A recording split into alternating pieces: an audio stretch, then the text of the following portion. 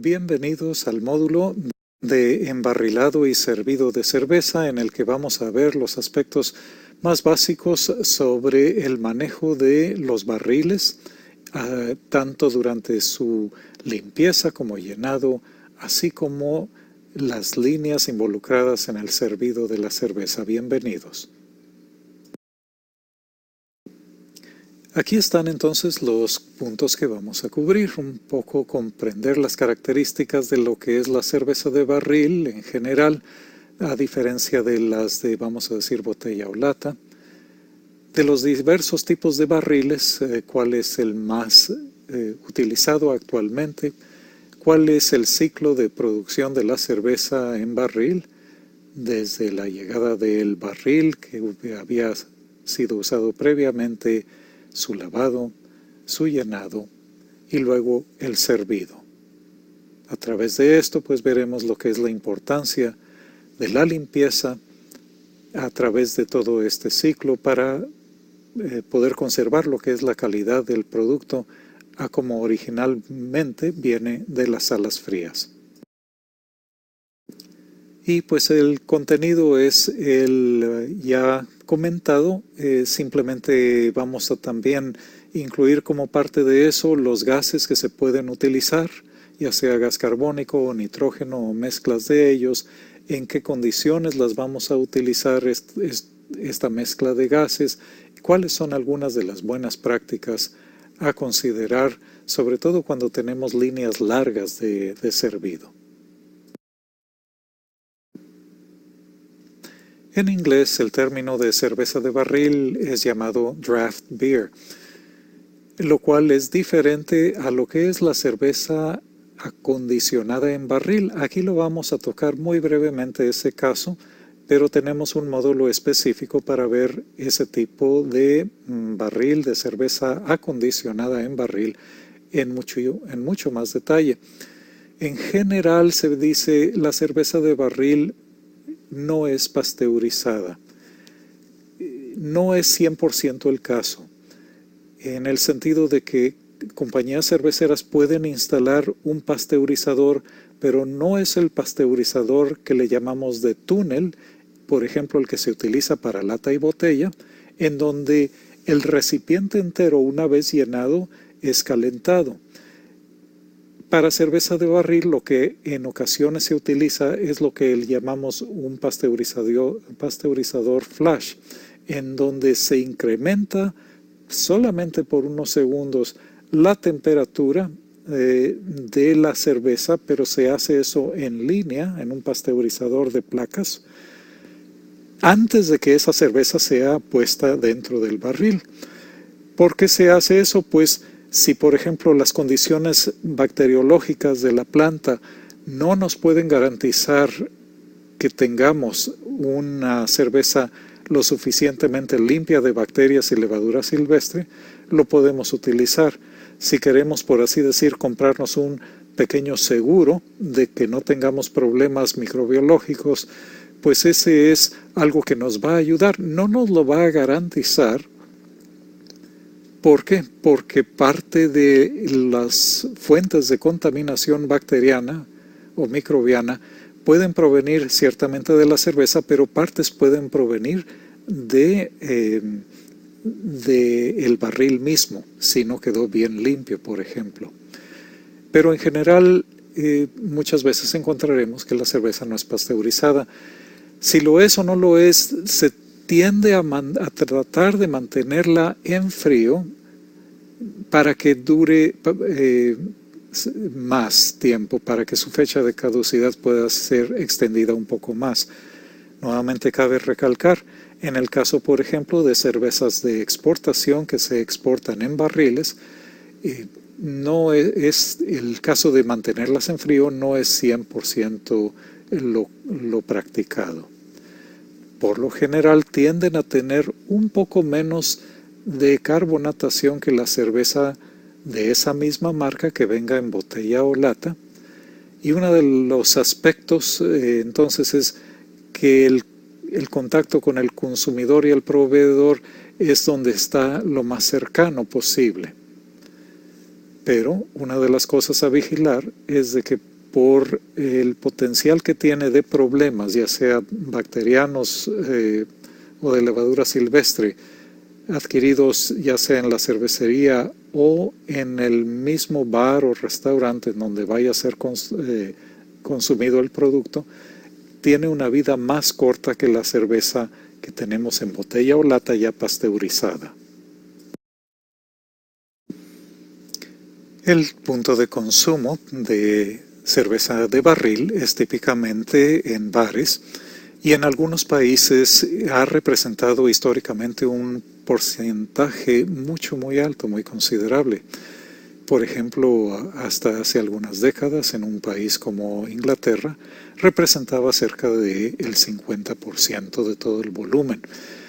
Eso ha ido reduciéndose en una forma drástica por cuestiones de impuestos, de leyes, restricciones de distintos tipos.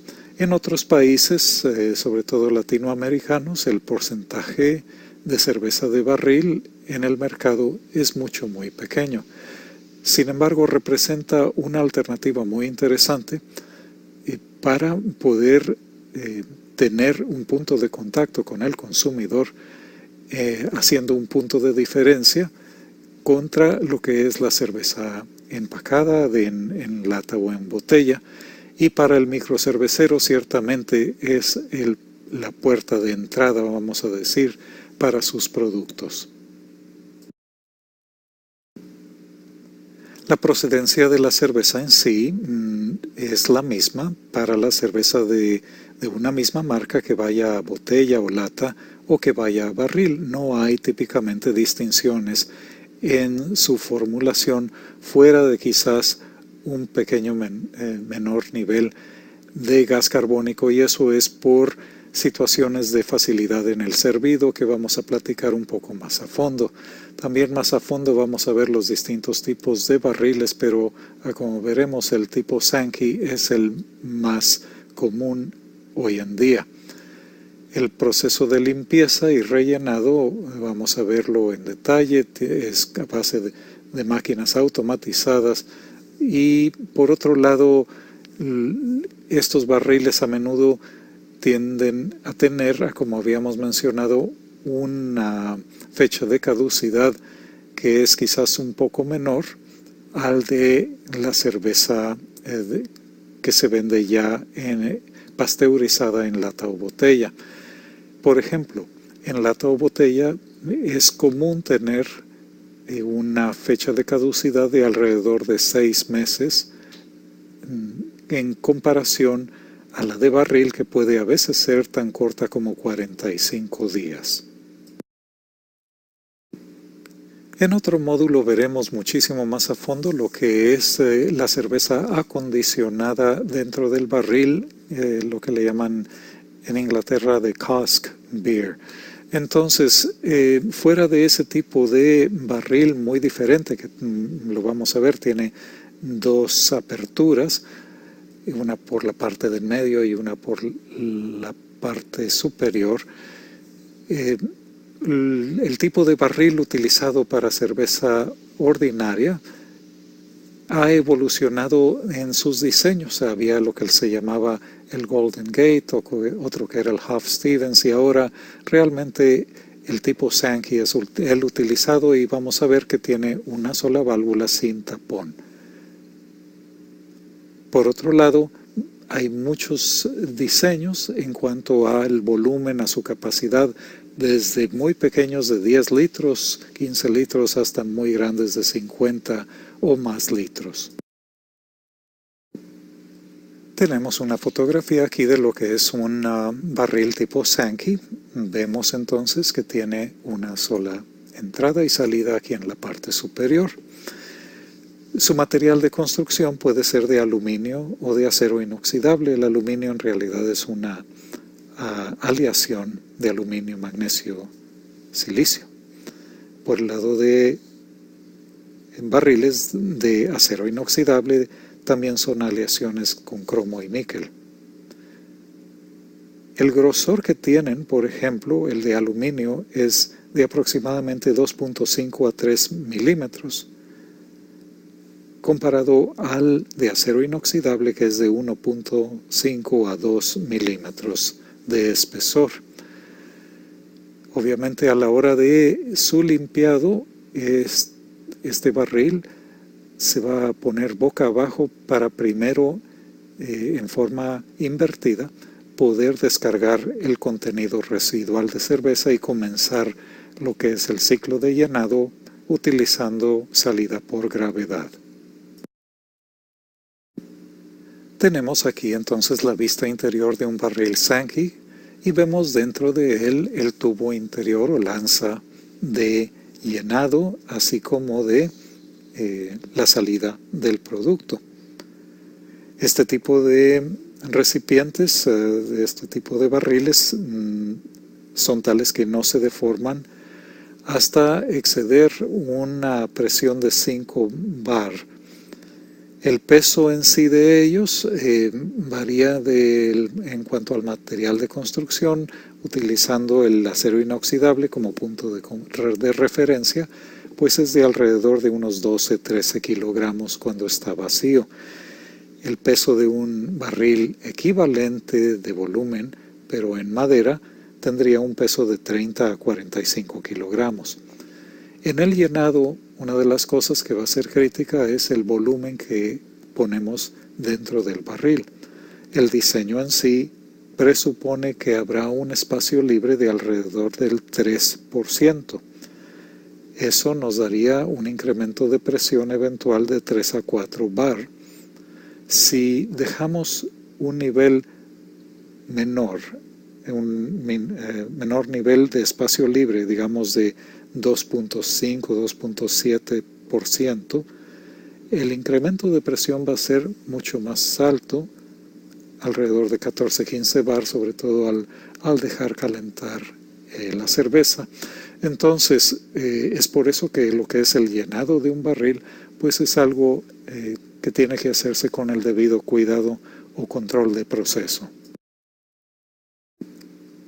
El dispositivo o grifo para conectar al barril Sankey es el demostrado aquí en este par de fotos, que son las típicas formas o diseños utilizados en Norteamérica.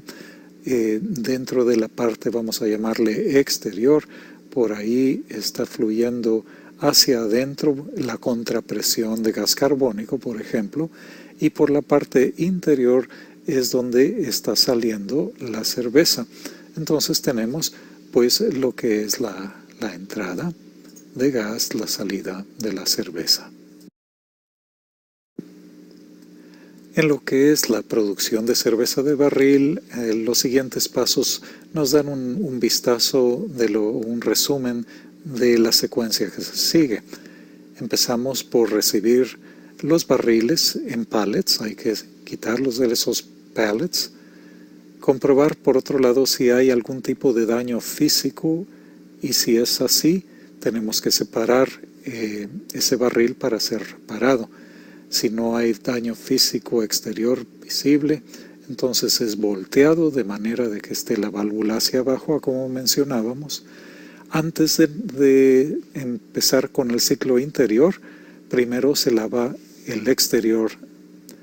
Comenzado eso, vamos a ver en más detalle en la siguiente diapositiva y otros diagramas lo que es el ciclo de limpiado y llenado. La velocidad de llenado puede tomar alrededor, vamos a decir, de 1 minuto, 50 segundos. La velocidad de llenado pues es inicialmente lenta, alrededor de 0.2 litros por segundo hasta un punto o una velocidad máxima de 1.7 litros por segundo. Una vez terminado, pues se voltea con la válvula hacia arriba, se comprueba el peso de llenado, tanto por normas de calidad, en ocasiones puede ser también por normas de gobierno. Se pasa a un etiquetado muy sencillo, colocar una tapa para preservar la integridad, vamos a decir, de esa área, y se puede entonces llevar para ser paletizado.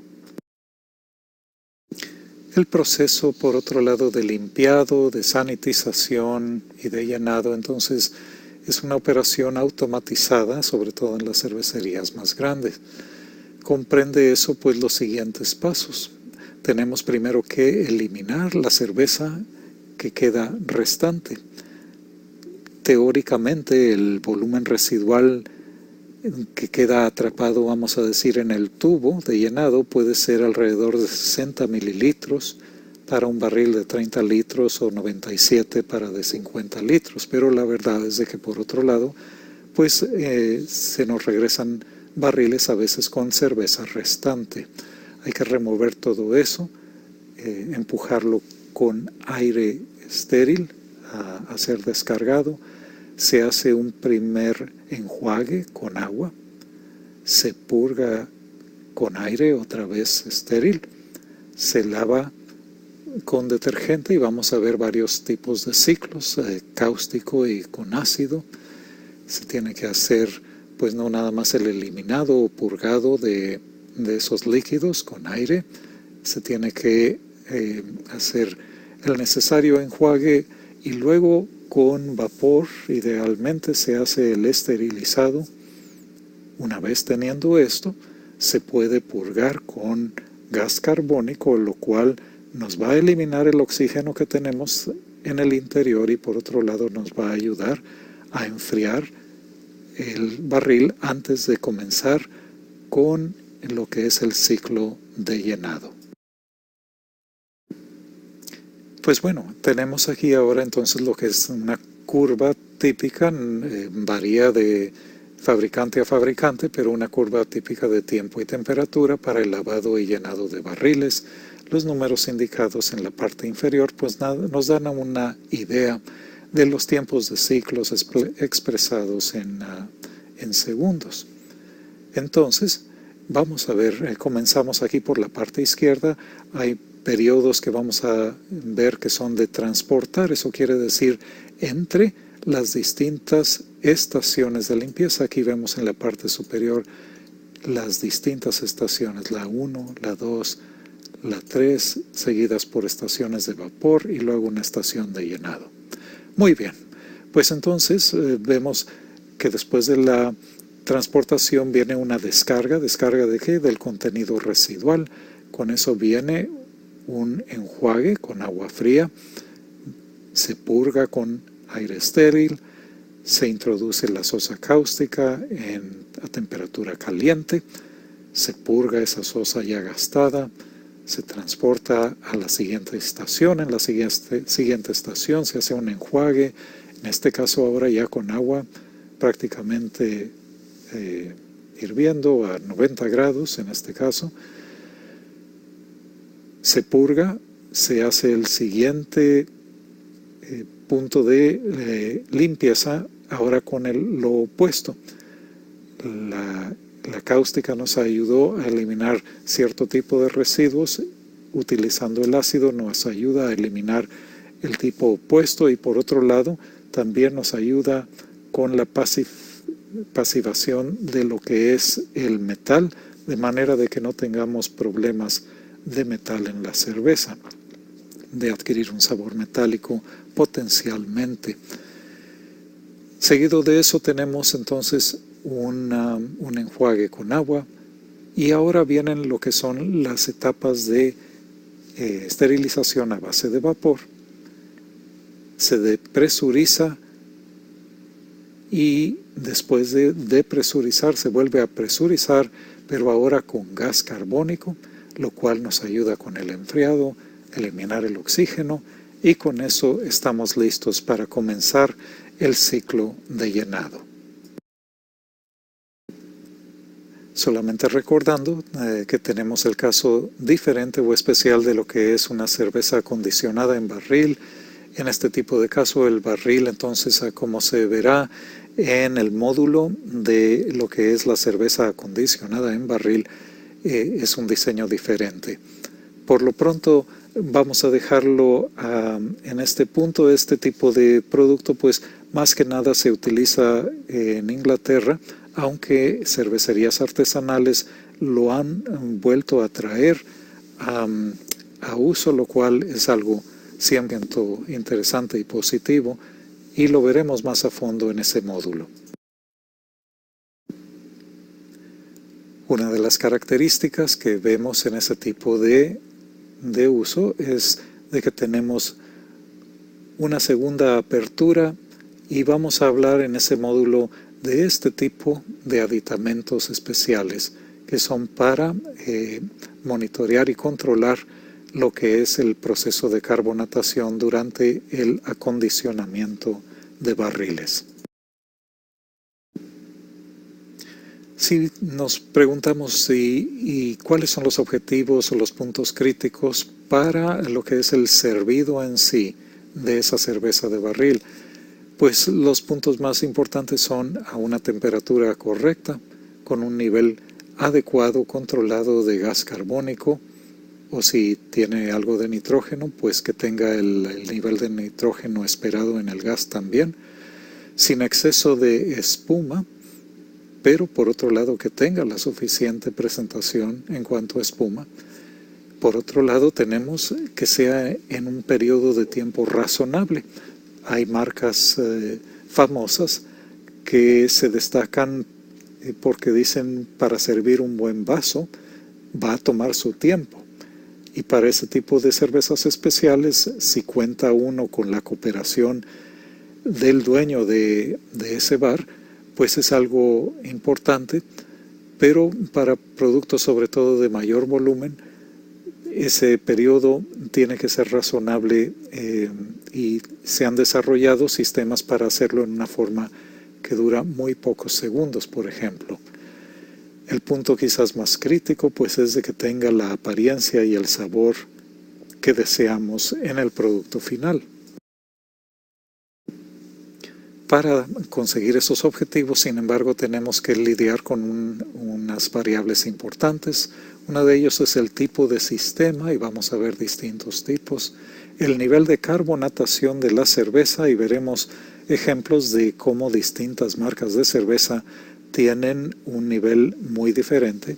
La temperatura de servido, típicamente esa está en un rango relativamente estrecho, a menos que sea situación especial tipo la cerveza acondicionada en barril, la cual es servida típicamente a temperaturas más altas, alrededor de 10-12 grados centígrados.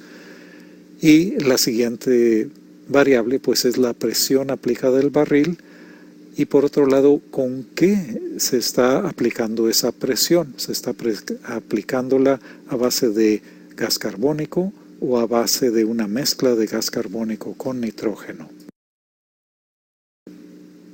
Por otro lado, los sistemas de servido utilizados pues varían bastante, desde los portátiles para poder tenerlos disponibles para un picnic, por ejemplo, para situaciones caseras, vamos a llamar. De servido directo vamos a ver una foto en la siguiente diapositiva. De servido remoto, en donde la longitud de la línea es tal que simplemente con enfriado por aire es suficiente. Hay otras situaciones en donde, por ejemplo, el enfriado se hace con glicol. ¿Por qué? Porque tenemos una distancia muy larga entre donde está el punto en donde está el punto de servido y el lugar en donde se encuentran esos barriles de donde estamos sacando los productos. Y digo se encuentran barriles porque en un bar que se especializa en tener muchos productos, por ejemplo, encontramos este tipo de sistema que vemos aquí en la parte inferior. Tenemos una serie de productos que están siendo servidos en el bar. Todos ellos son conducidos a través de líneas independientes, pero todas ellas vamos a llamarles agrupadas, y en algunos de estos tubos tenemos un enfriado de glicol, o sea, el glicol está circulando internamente dentro de algunos de estos tubos, de manera de que ayudan a mantener, junto con el aislamiento, ayudan a mantener la temperatura correcta en los distintos productos que se están manejando. Este sistema pequeño en cierta forma es ideal simplemente por su simpleza de operación. No tenemos problemas de líneas largas con las que tenemos que preocuparnos o lidiar. Podemos ajustar la temperatura a la deseada para el servido sin importar de que haya otras marcas de cerveza al lado que tengan otras temperaturas o que haya líneas demasiado largas. Algunas innovaciones recientes ha sido el uso de gas mezclado, en donde lo vamos a ver más a fondo, pero se utiliza entonces la mezcla del gas carbónico y el nitrógeno. El nitrógeno no es muy soluble en la cerveza, es muchísimo menos soluble que el gas carbónico, entonces podemos aplicar presión mayor, pero sin estar disolviendo un gas. Estaciones para la mezcla de esos gases, generadores de nitrógeno, o sea, en lugar de tener que traer un cilindro de gas carbónico y uno de nitrógeno, hay generación en el mismo sitio donde está el bar, vamos a decir, que genera la cantidad de nitrógeno necesaria simplemente concentrándolo del aire. Nuevas bombas de cerveza que son una alternativa, sobre todo cuando hay distancias largas, que también pues nos ayudan a controlar lo que es la espuma cuando el barril está ya cercano a vaciarse, de manera de no de desperdiciar lo mínimo posible, vamos a decir. Sistemas de limpieza construidos como parte del sistema de servido. Este tipo de sistemas de limpieza son increíblemente críticos porque es de ahí de donde aseguramos de que la cerveza vaya a tener el sabor y la apariencia requerida. Y habíamos hablado un poco de que el tiempo de servido tiene que ser razonable, entonces se han desarrollado sistemas de servido rápido llamados fast pour, que en cuestión de muy pocos segundos son capaces de lograrlo. En el módulo de carbonatación vemos este tema mucho más a fondo. Aquí nada más un pequeño recordatorio de que tenemos tablas de solubilidad de gas carbónico que nos ayudan a entonces calcular a qué presión poner para una temperatura dada si queremos tener un cierto nivel de gas carbónico en la cerveza. Hay que mantener entonces muy presente lo que es el concepto del equilibrio de gas y líquido. Un gas específico estará disuelto en un líquido si la presión interna es igual a la presión de ese mismo gas en particular sobre el líquido. Entonces la presión del gas carbónico en el líquido de cerveza debe igualar la presión de gas carbónico sobre el líquido de la cerveza. Cuando tenemos este punto, pues le llamamos el punto de saturación o equilibrio. Y cuando, vamos a decir, por ejemplo, reducimos súbitamente la cantidad de presión a un nivel inferior en la parte gaseosa, pues se precipita con ello que el líquido trata de restablecer, o el gas trata de restablecer ese equilibrio saliendo del líquido y con eso creando el espumeo. Es por eso que este principio es muy importante y se aplica independientemente a cada tipo de gas, tanto el gas carbónico como el nitrógeno. El punto de saturación depende entonces de cada gas, depende de la presión, de la temperatura y de la naturaleza de los fluidos, en este caso, pues de lo que podemos disolver en la cerveza. Cabe preguntar, por ejemplo, bueno, ¿y si yo quiero carbonatar una cerveza que tengo en un barril? Vamos a suponer que por alguna razón no quedó carbonatada al nivel que uno deseaba o la recibimos un poco baja y queremos incrementar su carbonatación. Este es un proceso entonces que toma tiempo. Sin embargo, lo podemos acelerar a base de agitación, por ejemplo, moviendo ese barril de un lado a otro, sobre todo cuando tengamos algo de espacio libre dentro del tanque. Entre más grande sea ese espacio libre, habrá más superficie de gas líquido para que se lleve a cabo esa transferencia de masa. Si así lo hacemos, pues podemos en menos de 24 horas haber logrado llegar al nuevo punto de solubilidad que queríamos.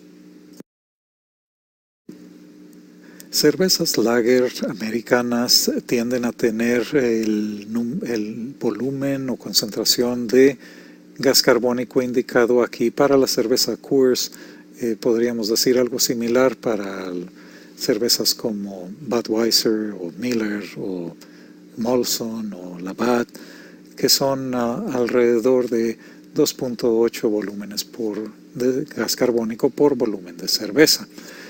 Si por otro lado vemos una cerveza muy diferente, estilo Guinness, tiene un nivel que es un poco menos de la mitad de ese contenido. En el caso de Guinness, ellos van a tender a utilizar, por ejemplo, una mezcla que es rica en gas nitrógeno para poder suministrar la presión suficiente sin incrementar, por otro lado, la cantidad de gas carbónico disuelto. Los cálculos de absorción de gas se hacen en libras por pulgada cuadrada absoluta. Para calcular la absoluta simplemente tomamos lo que es la presión manométrica PSI-G, donde G quiere decir gauge, el manómetro, y a eso le añadimos la presión atmosférica. Recapitulando un poco, tenemos aquí entonces las razones principales para el uso de nitrógeno.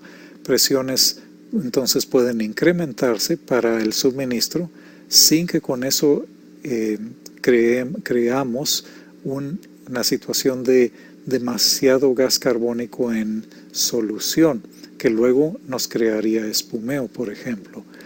Provee, por otro lado, una muy diferente presentación de la espuma, porque la característica de la espuma es de que son burbujas muchísimo más pequeñas y que tardan bastante más tiempo en colapsarse. Y esa es parte de la característica, por ejemplo, de una cerveza tipo Guinness. El uso de nitrógeno es relativamente bajo en costo, es relativamente disponible, y habíamos platicado de la baja solubilidad. Normalmente no se utiliza al 100%, sino más bien lo utilizamos como una mezcla. ¿Qué pasaría, por ejemplo, si ponemos un gas nitrógeno al 100% nitrógeno y lo conectamos a un barril de cerveza que tiene gas carbónico? Pues decimos que el gas carbónico va a tratar de establecer un equilibrio, y al ver que tiene una muy baja concentración de CO2 en la parte gaseosa, vamos a perder gas carbónico del líquido hacia la parte hacia el espacio libre, hacia la fase gaseosa, por ejemplo. Es disponible, como comentábamos, por generadores, así como también comprándolo en forma de cilindros. Una de las cosas a mencionar, ya sea si es gas carbónico o si es nitrógeno, por cierto, es de que es increíblemente importante que sea gas que es utilizable para alimentos, para bebidas, porque hay distintos niveles de pureza que nos pueden dar problemas si no son los correctos. Esta tabla, básicamente lo más importante que nos dice es lo siguiente: tenemos que recordar de que el punto de servido es lo que más importa en cuanto a que eso es lo que le estamos presentando al consumidor. Sin embargo, para poder dar, si por ejemplo nuestro objetivo es servir esa cerveza alrededor de 5 a 6 grados centígrados, pues tenemos que reconocer que esa cerveza va a tener que provenir de un barril que esté a temperatura más baja, y considerar que durante ese calentado entonces vamos a tener que tener una condición de solubilidad de gas carbónico deseada en el punto de servido. Así como tenemos entonces no solamente que compensar por el calentamiento normal que se va a tener en el servido de la cerveza, tenemos que también compensar por la resistencia que va a tener ese fluido en lo que se va a encontrar desde el punto donde está el barril hasta el punto donde está el grifo de servido. Vamos a suponer, por ejemplo, en el primer punto aquí, que si vamos a tener el barril en el sótano y en el punto de servido está en un punto más elevado, vamos a tener que ir contra lo que es la fuerza de la gravedad, y para eso vamos a requerir de 0.5 libras por cada pie, o sea, alrededor de 1.5 a 2 libras por cada metro de distancia que vayamos a recorrer. Por otro lado, tenemos pérdidas de presión dinámicas, o sea, la pérdida estática es la que está ahí simplemente por la fuerza de gravedad. La pérdida de presión dinámica es por la suscitada durante el movimiento y ocurre, por ejemplo, en lo que es la manguera, la línea en la que llevamos la cerveza, y en el grifo en sí.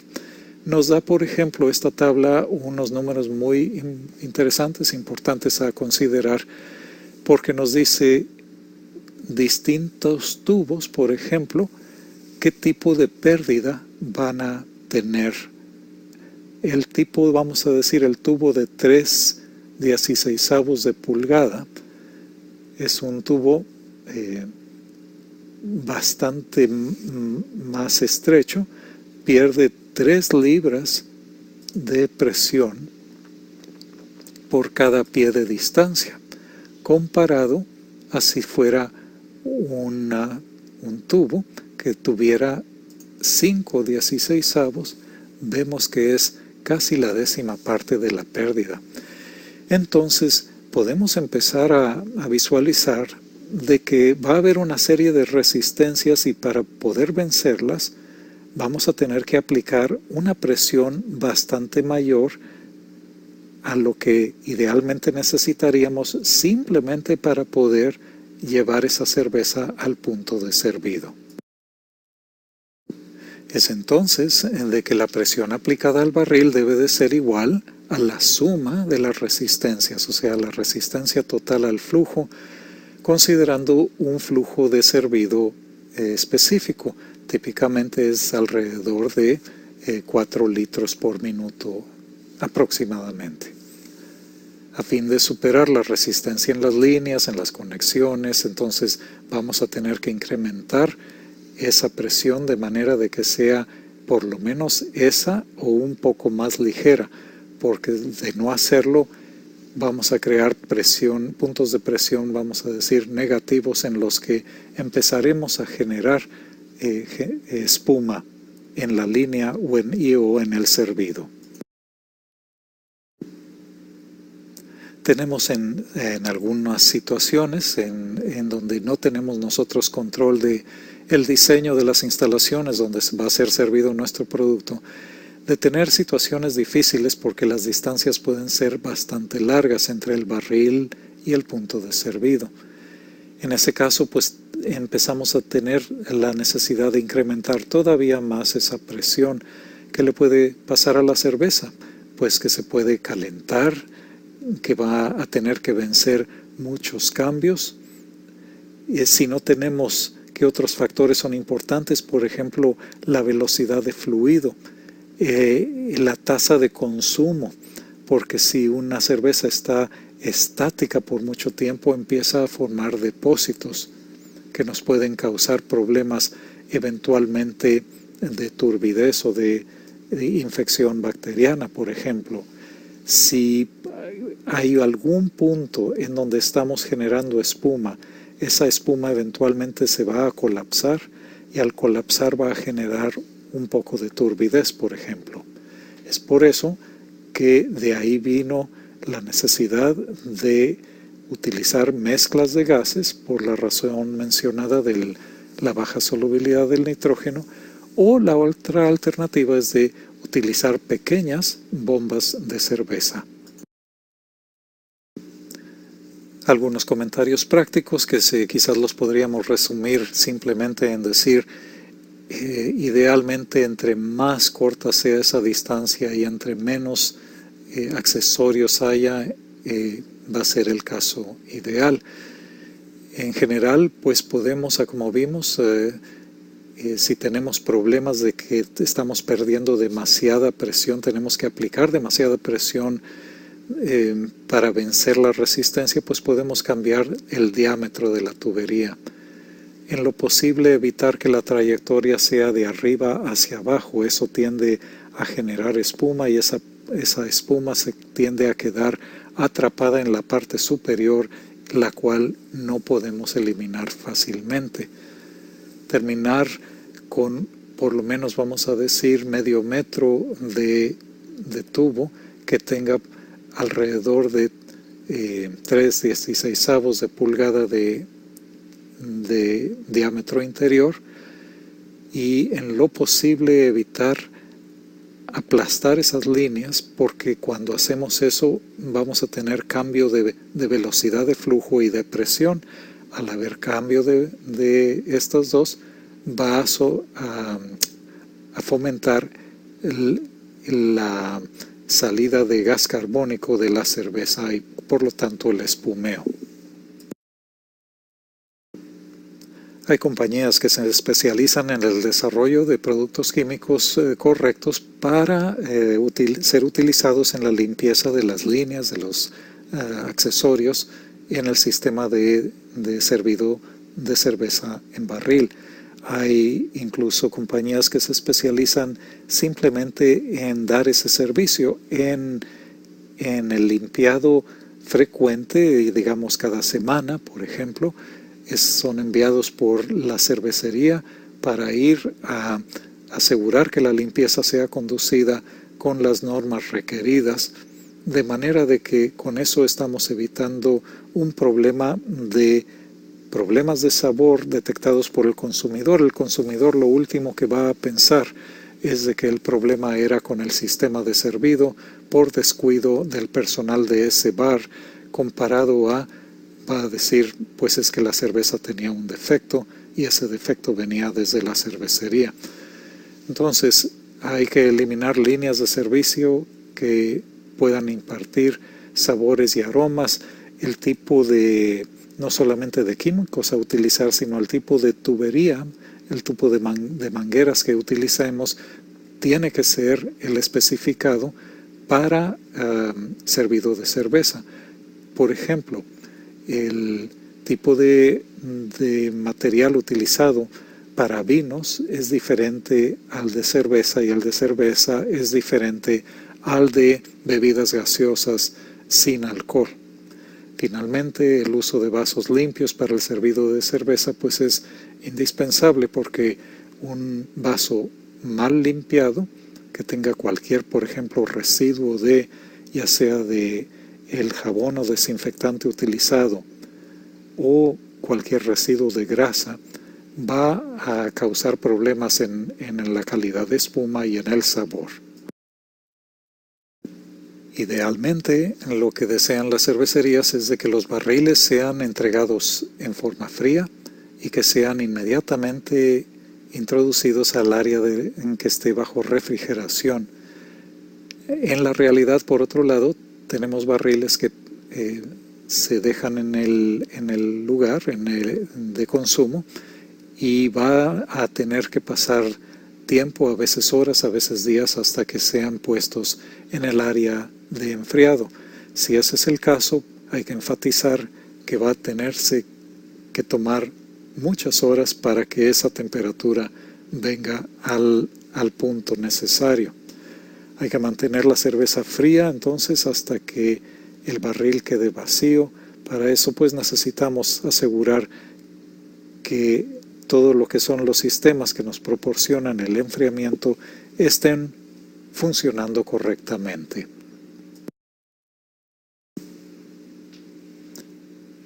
Así como la temperatura es crítica, pues la presión es igualmente crítica.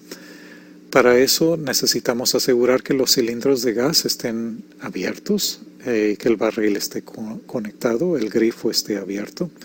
Tenemos que evitar la tendencia a ajustes por parte del personal a lo que es la presión.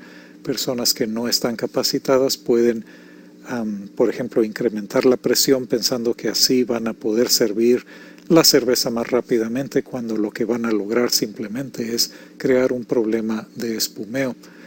Mantener medidores de presión, por ejemplo, calibrados, checar la proporción de la mezcla de los gases, lo cual es una forma sencilla de hacer, es visible, pero hay que estar checándolo regularmente.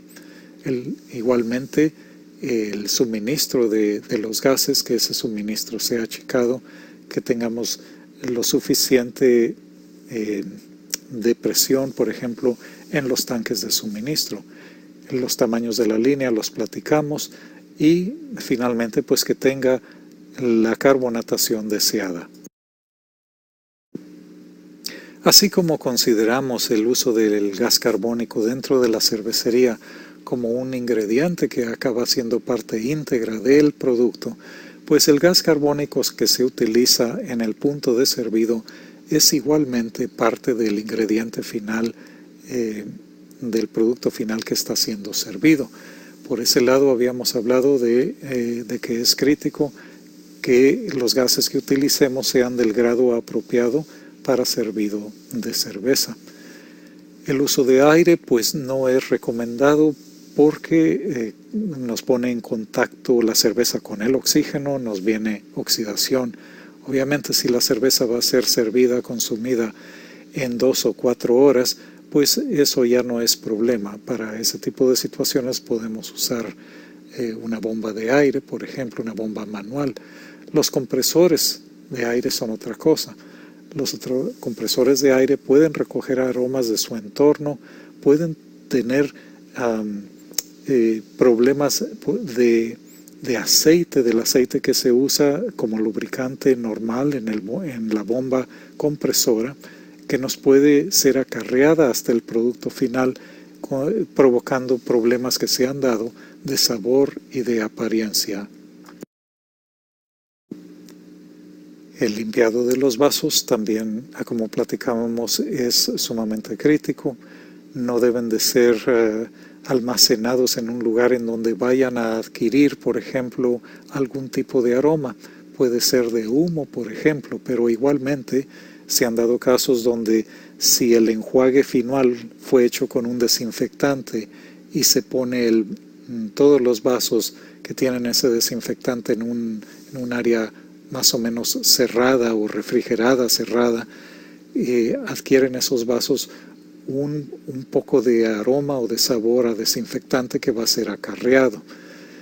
Pueden ser refrigerados, idealmente no congelados, aunque eso pues varía de país a país, en distintas partes del país, lo que se utiliza para el servido. Lo interesante es que partículas que queden o defectos en el vidrio que queden van a ser puntos de nucleación de donde va a salir entonces espuma en una forma no controlada y por lo tanto indeseable.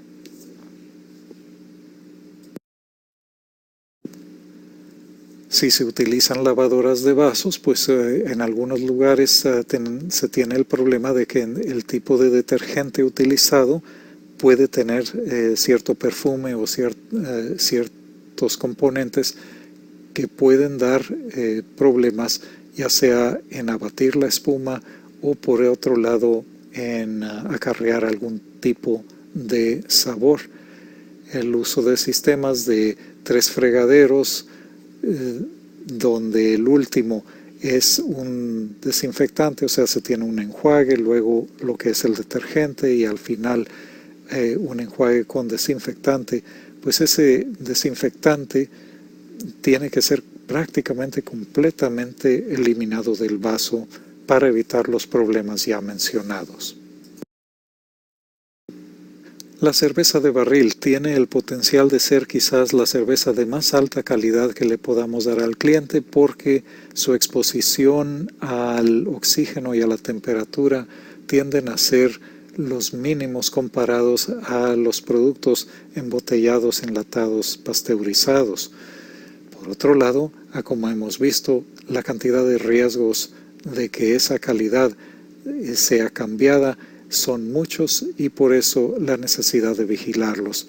Esperamos que a través de este breve módulo hayamos podido dar una idea de cuáles son esos puntos críticos de control a considerar. Muchas gracias.